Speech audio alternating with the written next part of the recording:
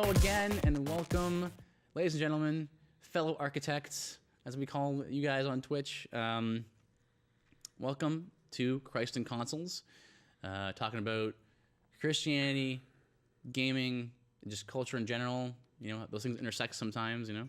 Hey, just in case this is someone's first time watching this, Yes. who are you? Oh, okay. My name is Christopher Usia. I'm the programming director for thestreamtv.com, or for the Stream TV and the talk radio programs on Bible Discovery TV. Yeah. All right. Yeah. I'm Brandon Hembree. I have no job title because I do a whole bunch of stuff. Right. Yeah. But I work for Bible Discovery TV as well. It's succinct, I fear, if me just say I'm the programming director. Yeah. All right. So today we're going to talk about sort of a common issue in like evangelicalism and in the Christian culture.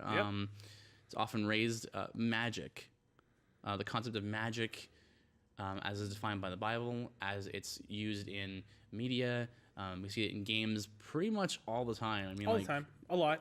Quite a lot. Like I say about easily like half the games Probably have magic in it. I would say. How many games come out of Japan? About half of them? Right, exactly. No, there's magic in North American stuff too.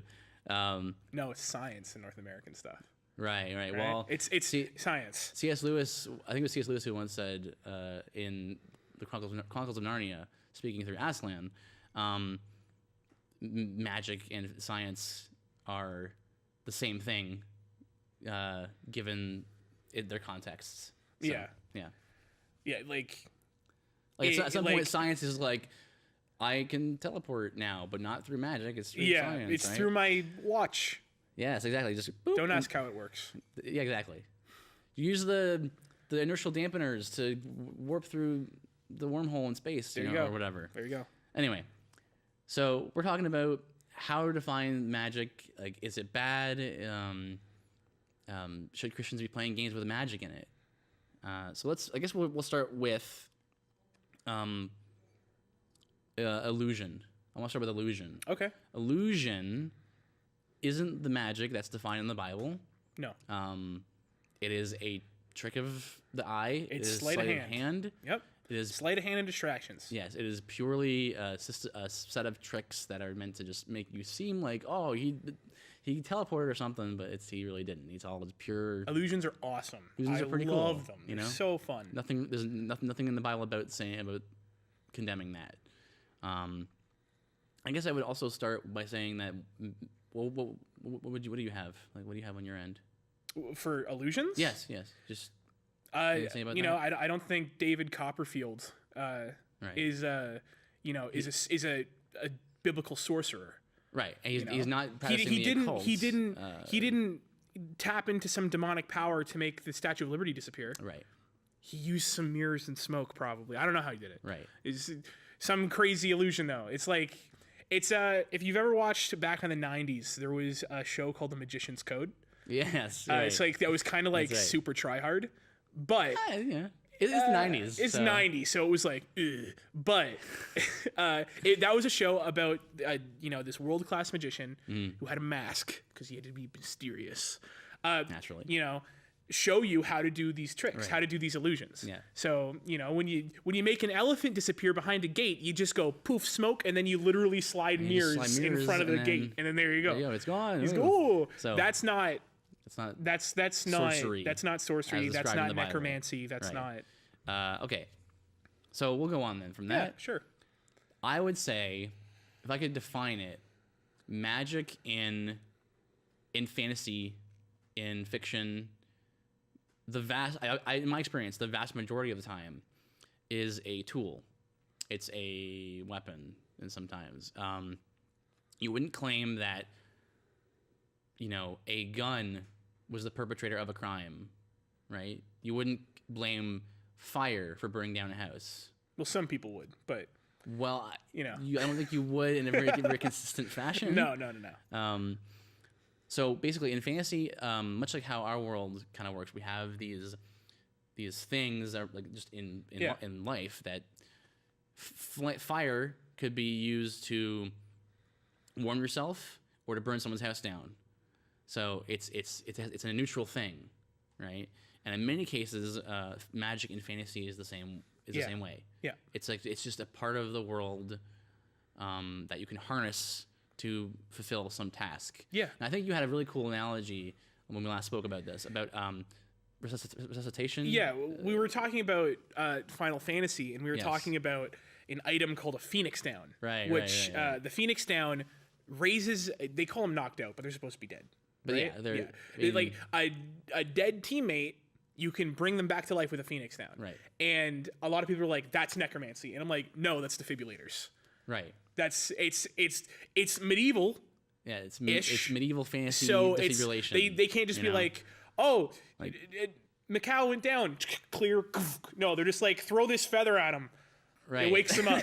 You know what I mean? It's the down of a phoenix. Yeah, there you Right, go. so- that's just how it has to work, because in no way is it like you tap into a deity's power, or you tap into like the underworld Yeah. to summon a life force Right. back to this person. Right.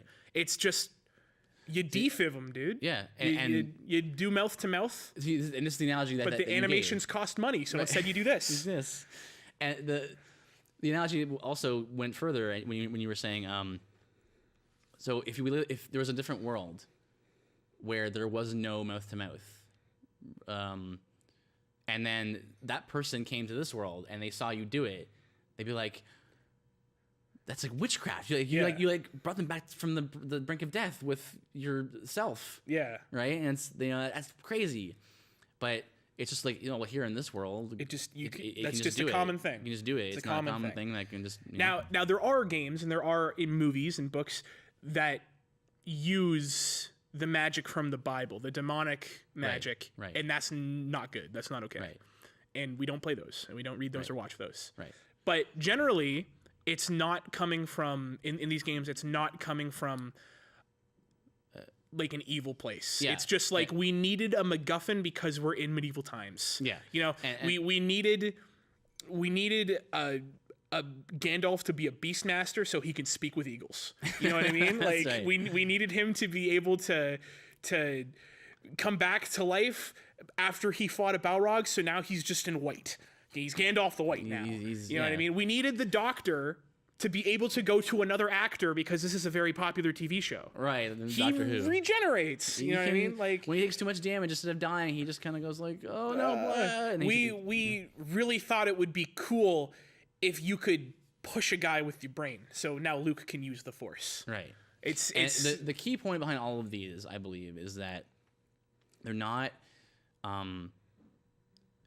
entreating the help of demons to do something. They're just things that people can do. yeah. It's a very also and say like Final Fantasy is another good example, right? Most times, I think pretty much every time I can think of, it's just you pick something in the menu, like you pick a spell in the menu, and you just there you go, you do it. There's no like ritual to summon the thing. You don't have and to then, get some candles, make a pentagram, right. a head of chicken. It's just There's just you there do you go, and because you can just do it, right? It's no different than lighting a match. Let's say It's the equivalent of You know? like when kids are playing like Lord of the Rings when they're a kid, and it's right. like, dude, heal me, and he's like, oh, all right, buddy, you're okay, you're okay. There you go. You know what I mean?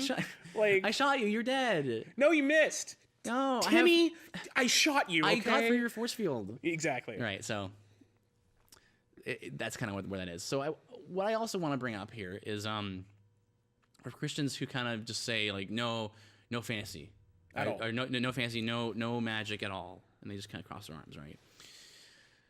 I think it's important to be consistent in the Christian life. Yeah. So, question you have to ask is, what forms of magic do you accept in your fantasy? Yeah. Because if you really think about the things that you watch, things that you partake in, you have some leniency about some of these things. Yeah. Go ahead. My in-laws are the perfect example of no magic at all. Right. But Narnia is fine because it's from a Christian perspective, right? Right. They love Marvel. Lord of the Rings, maybe? No. No? No. No, really? No. Okay. But they love Marvel movies. Marvel. They love superheroes. Okay. They're basically just magicians. See, again, that's the thing. Scarlet They can do Witch superhuman, is a witch? They can do superhuman things. yeah. Like Superman can fly. He can shoot lasers out of his eyes. right. that's magic, dude. Like, I don't want it's science magic. He's an alien. That's the science magic, you know. But that's what it is. Right, and then we look at things like I don't want my kids, you know, taking part in any sort of fantasy or any sort of magic. To let them watch Aladdin or Little Mermaid or almost any Disney movie. Like it's like, and you got like, I mean, in Aladdin is the perfect one. There is a genie. There's a genie. There's an evil sorcerer named Jafar. There's in the Cave of Wonders. Yeah, in Little Mermaid, there's a witch in the Little Mermaid. Yeah. She's a bad guy, but she's still, there. There's a witch. She steals Ariel's voice. How does that make sense? Sleeping Beauty, a witch put a spell on an apple. Yeah, it's a curse, right? Yeah. So I'm just now saying, they're bad guys. Yeah. But Genie's not a bad guy. Genie is cool. like the best guy. Right. Genie's awesome. And again, no indication that he's summoning dark forces to do. No, he can just do it. He's a genie. He can just do it. He's just in this world. Genies exist. Part of the world. So what I'm saying is that if people who would say no magic, just examine yourself and be consistent about your actual beliefs about magic. I think what it comes right down to is sort of three questions. Like, when you see magic in something, who's doing it? Why are they doing it? How are they doing it? How are they doing it? There's 4 questions then. And to what end are they doing it? Yeah. I think those 4 questions that help you isolate what your convictions are about this. Some would argue that, well, Jesus used magic, didn't he? Right? And like, that's not the proper way to argue this, I don't think. No. Because that muddles the issue, I think. Yeah. Christians must make distinctions about what is magic and sorcery, occult sorcery as defined by the Bible. Well, it's an abomination. Here we go. If Jesus didn't use magic, explain to me what magic is. Right. Biblical magic. Right. What is biblical magic? Well, biblical magic is the summoning of demonic forces, because that's an abomination in God's sight, because we are not to rely on demonic forces for power. Right. It's man-centered. It's not God-centered. God-centered religion, God and life focus is about God being the center of our thinking and the way He does things. When we entreat the forces of darkness and demons specifically, we kind of say to God, like, I don't. You set the world up this way, but I don't want that. Yeah, I don't want your world. I don't need your world. Yeah. I don't want you. I reject you, sort of deal. Like, I reject the way that you set things up. I am better than you. Yeah, so all of those things kind of are the outer workings of the occult definition in Scripture. That's what I say it is. But at the same time, I want to stress that, like, I wonder if we're doing a disservice to sometimes to people by dismissing all fantasy and all like magic, all supernatural things, because the Bible is full of supernatural things. The foundation of our faith, the resurrection of Jesus Christ, is supernatural. Like, it is not natural. And of course, the famous example that I think we both want to bring up is Jericho. Yeah. They performed a ritual. Yeah, you're not walking around to soften the earth underneath the foundation, and then they blow their trumpets and yell to vibrate, and then they were performing a ritual that God told them to perform. God told them to perform it to demonstrate His power. He could have done it. They didn't have to do the ritual. He could have just been like, Jericho's dead. Yeah. But He wanted to show that He was with Israel. Yeah, and it happens actually time and time again in the Bible. We have Moses holding up his staff, and when he holds it up, the armies of Israel start winning. Yeah. When he gets tired, he puts it down. They start losing. Yeah. So they have, I think it was Joshua and someone else, hold up his arms for him, so they can keep winning. When Moses split the Red Sea, he used the staff to do so. It budded as well. When his staff became a serpent. Yes, that's the one I wanted to bring up next. Was, do we discredit the Bible by rejecting all magic out of hand? Because we have a situation in the Bible where, like, we see a direct sort of confrontation between sorcery and what is defined by God. Yeah. So God, I mean, in power, it says to Moses, throw down your staff, it'll turn into a snake. And it does. It's not by anything that Moses is doing Right. himself. Right. God is giving Moses instructions, and Moses does them. Moses is not needed at all Right. in this. Let's remember this, yes. God could have made a staff spawn out of nowhere in front of Pharaoh and then have it turn into a snake and kill Pharaoh if he wanted to. Yeah, but God works through. He chooses by his own free will, his own sovereignty, to work through men. Yeah. To work through that situation. So we have it turning into a snake, and then what does Pharaoh do? Well, if you know the story, what happens is Pharaoh commands his sorcerers to do the same thing, and they do it. Now here's an interesting thing about this case. We have Moses' action and Moses' staff turning into a snake as not only a neutral thing, but actually a good thing. Yeah. God doing it is like, yeah, it's good that it turned into a snake. Yeah. And then turned back when he picked it up. But then when the Pharaoh's sorcerers did it, we look at that and we go, no, that's an abomination. Yeah. And some might go, well, that's the same thing. They're doing the same thing. But it's back it up. It's how are you doing it and who are you doing it for? Right. How are you doing it? Who's doing it? Why are you doing it? Yeah. To what end are you doing it?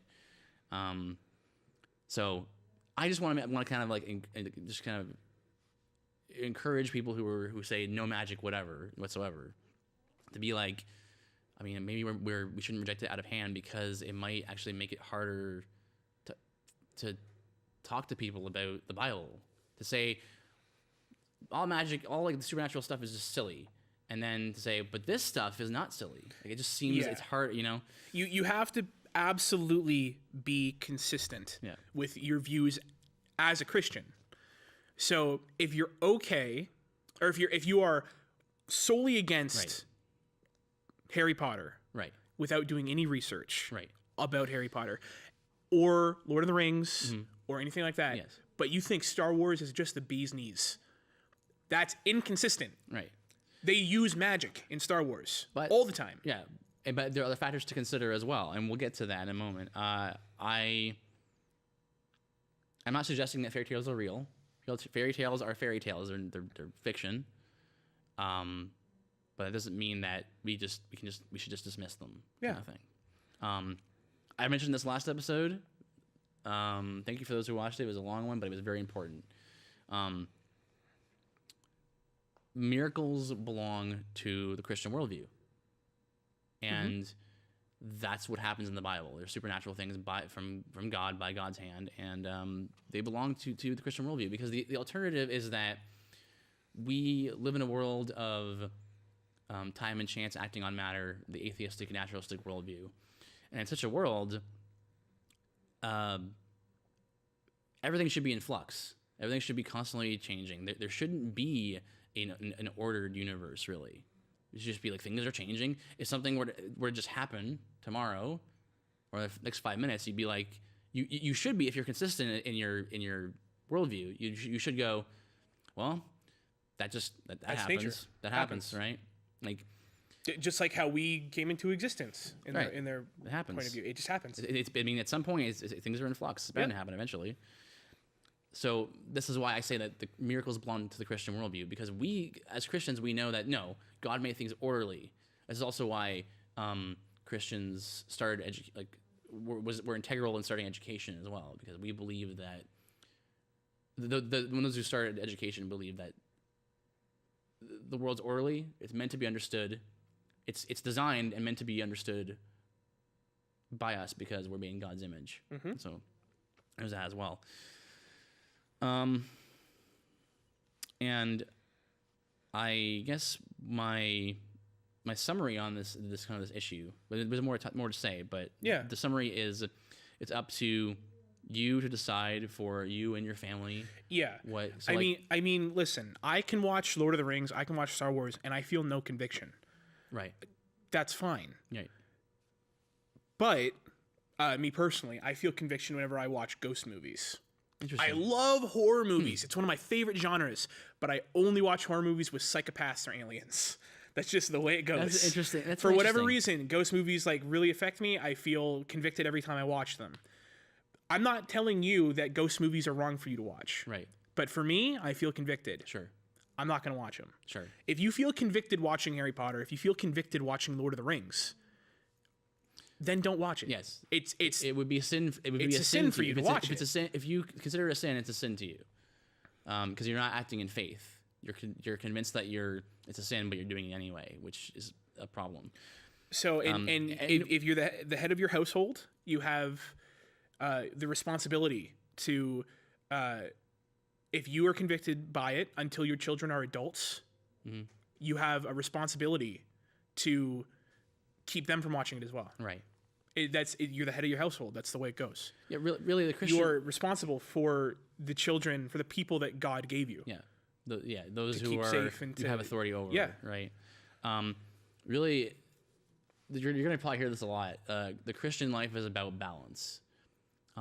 It's about not falling into the trap of getting pushed to the other extreme. Again, quoting from C.S. Lewis, in Mere Christianity, I believe, he said that it's the devil's trick to let our revulsion of one side of the argument push ourselves to the other extreme and fall into the other ditch. And I want to do an episode in the future about like common Christian ditches that we can fall into, just as people also. Yeah. I'm glad that you gave an example, a personal example, because you know what, sometimes it helps to give practical examples for people who are like, well, I mean, you're saying that I just let loose and just take it all in? No, follow your conviction, follow your conscience. God gave you a conscience.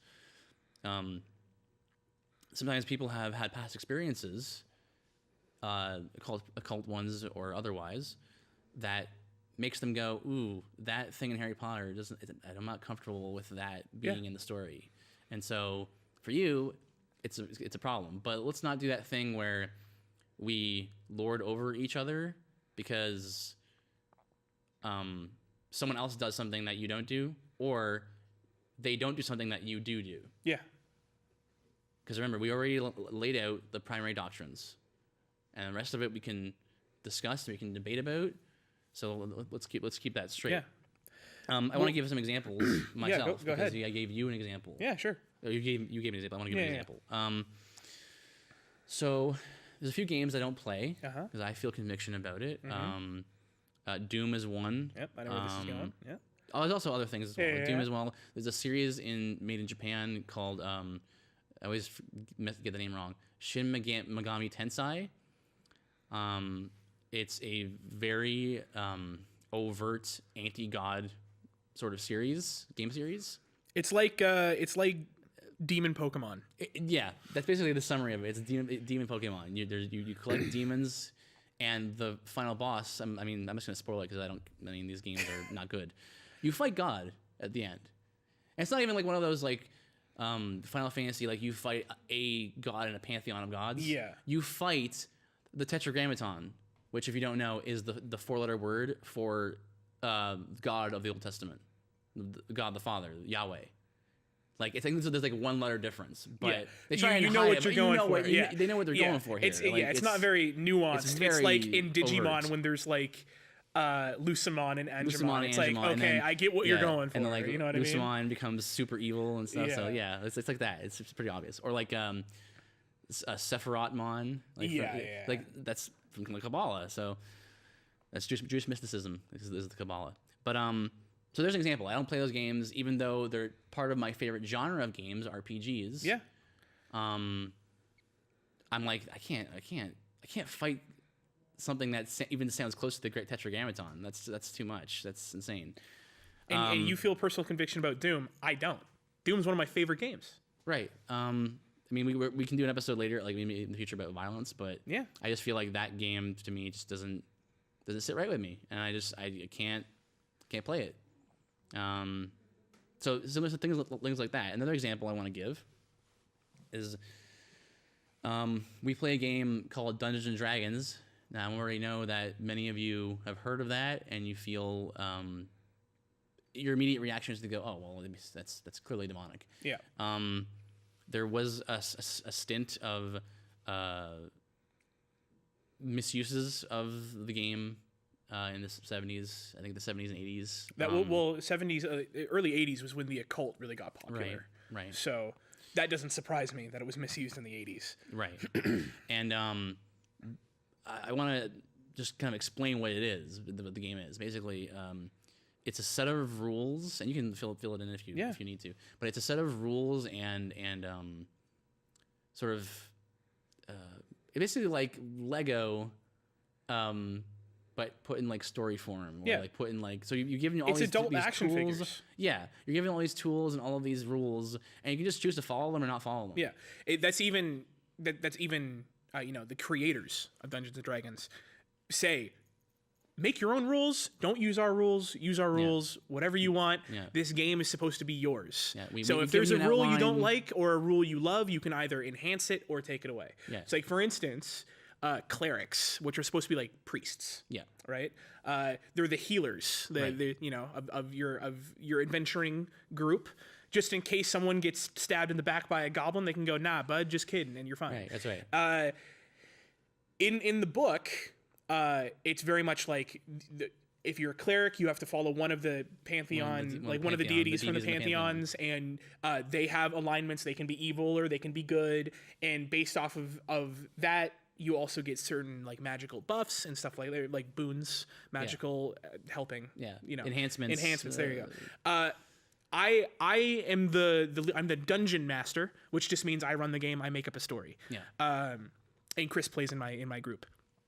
I just be like, there's no gods. Right. Straight up, no gods in my world. There's no gods. And so that's because if you're a cleric, there's magic. It's just around you. You can just be like, I can heal people with my magic. It's like a passive thing you can do. It's like what's it like? It's like the CPR thing. It's CPR, but I mean, like if I'm gonna put it to another piece of magic, okay. It's like Star Wars, where like some Jedis run really fast and some Jedis are like really good at tricking people, right? And some Jedis can like push people really far, right? It's like that. The clerics can push people really far, and the wizards can, they can shoot things at people. They're magical snipers. It's right. There's nothing in the it's rules not of sinister. Dungeons and Dragons that says you have to make the game as close to the occult ritual as possible. It's not like when you throw a magic missile at someone, which is just like little darts. It's not like you have to, pop a chicken's head off, say an incantation, drain its blood on you. It's not like that. You know what I mean? It's just like magic missile. You can just, I can do it. I can just do it. So those are. I wanted to preface that because what I do, and it's very similar to what you were saying. One of the classes you can play, which is like how would you play a class? A job. A job. Yeah, what kind of job do you do? There's something called a paladin, and paladins are supposed to be like very like defensive, like knights who are in the service of a deity. It says that in the rule book, but for many years, ever since as long as I've been playing it, me and some friends of mine, we all just say, nah, I don't want to do that, because it's just that's a convicting thing to be like, I don't want to, like, when every time I cast a spell in the game, to have to entreat a deity. And like some DMs, some dungeon masters will do a thing where it's like, okay, so what do you say to the deity? And I'm like, I just don't like that. Let's just not do it. There's no point. Let's just cast a spell. There's no benefit to that. Yeah, it's just like for role playing. It's for role playing, sure, whatever. But I'm not into it. So we just don't have that at my table. So that's one example of how you can have those boundaries. Absolutely. In fact, you should have those boundaries for things that you find convicting. Yeah. And to know to self-examine yourself. Absolutely. Consider your conscience, in all those things. And your hesitation about certain media is justified. Oh, one more thing I want to mention. I have something I want to mention too after this. Okay. Another example I want to give is some dungeon masters will do a thing where if someone dies, usually, I mean, in my games at least, the games I've played, if someone dies, you just sort of cast the raise spell and then they're up again. Defibrillator. Defibrillator, boom. Some dungeon masters do a thing where it's like, okay, everyone gather around. What 3 objects will you bring to the circle to bring resurrect back to life? them? And it's like, and like, you gotta bring like 3 items that are really important to that character, and then bring them in bring them to put them in the middle. And even though it's not like an actual demonic ritual, I just feel convicted that it's a little too close to some you're getting occult. close. You're getting close. It's too close to some occult practices that I'm aware of. You're dancing on that line. Yeah, so that's another example. So moving away, only kind of from Dungeons and Dragons. Sure. We already talked about sorcery and how that's defined in the Bible. Yes. Hey Chris, how about you tell me, what is necromancy in the Bible? Because isn't Jesus a necromancer? He raised Lazarus and he raised himself. He's a necromancer, right? Well, again, this is very important to have proper definitions of words and terms. I'm a big fan of words. Necromancy refers to the divining of knowledge or from the dead.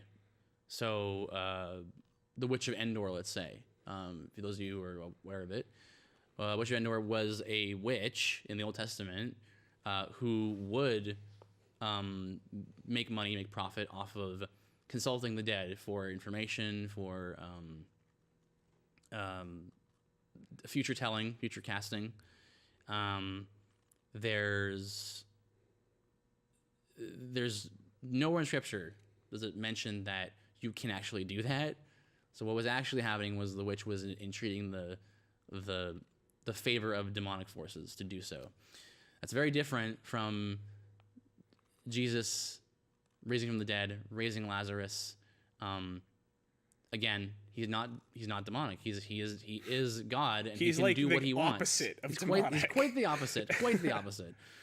But it's interesting how that's defined. Right? It's defined by what God wants and what man wants and what the demons want. Right? Yeah. God can say, yeah, I want to raise Lazarus from the dead so that I can be glorified, and so that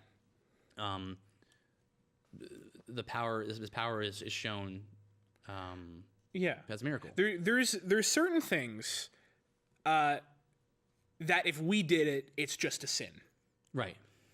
God can never sin. Right. That's right. So if necromancy's a sin, right, and that's attempting to raise someone from the dead, and God does raise someone from the dead in this context. Yes.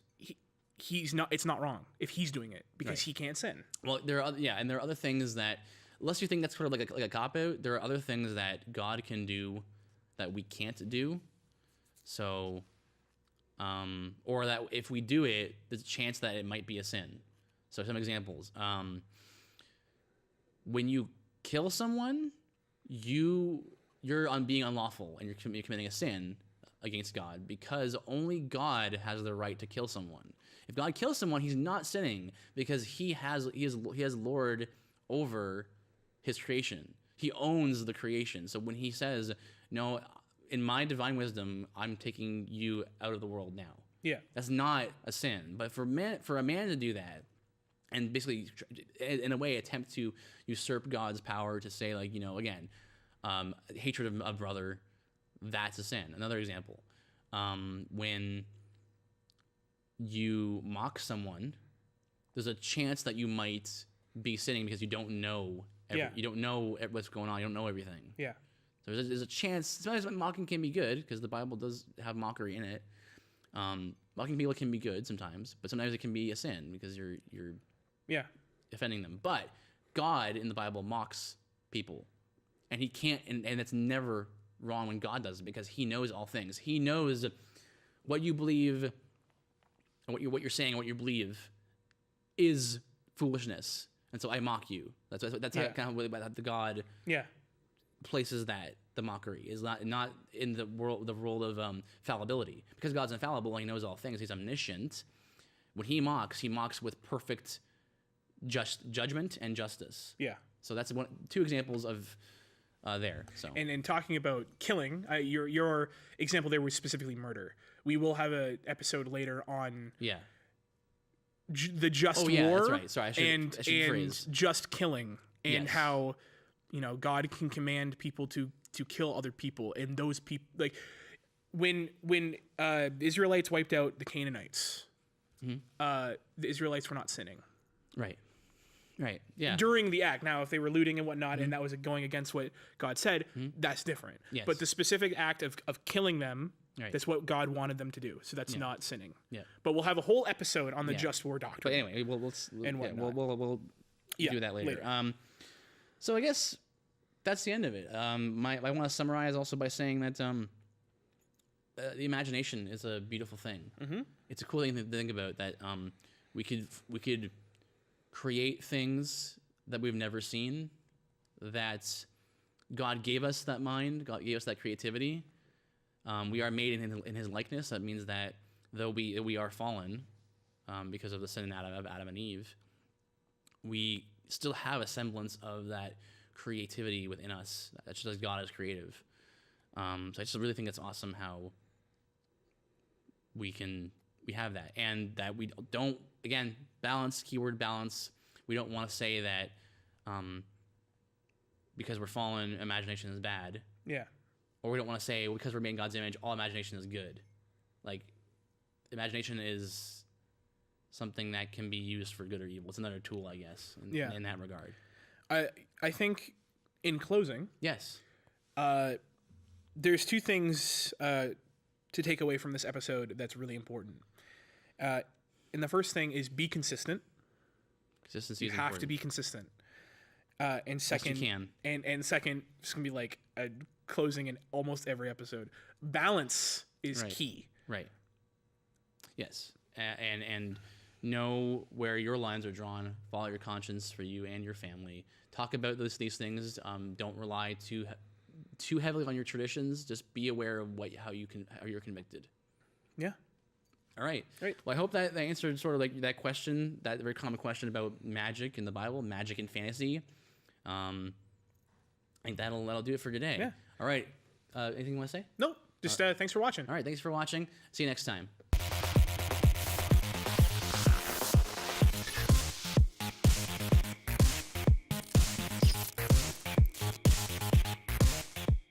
Thank you for watching. Subscribe on our YouTube, follow us on Twitter, and friend us on Facebook. We also stream on Twitch at Zarocto. That's CZAROCTO.